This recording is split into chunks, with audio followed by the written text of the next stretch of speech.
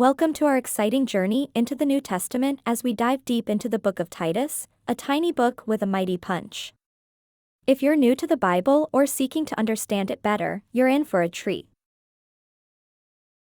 Imagine opening a letter specifically crafted for guiding emerging leaders, and that's exactly what we find here.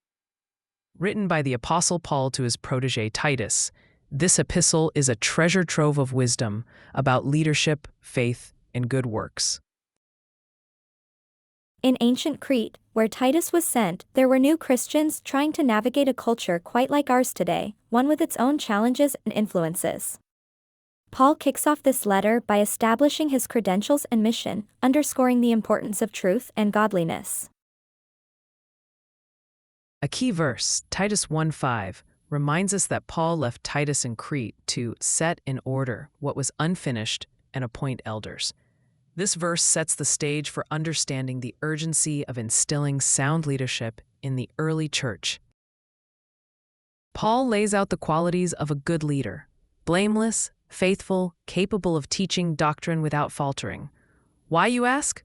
Because Crete was infamous for its moral decay. Paul recognized that proper leadership would combat false teachings and promote healthy faith. Titus 2:7-8 captures this theme well. In everything, set them an example by doing what is good. In your teaching, show integrity, seriousness, and soundness of speech.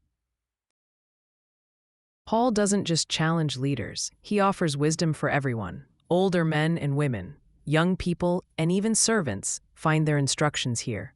Each group is encouraged to live lives that reflect their beliefs.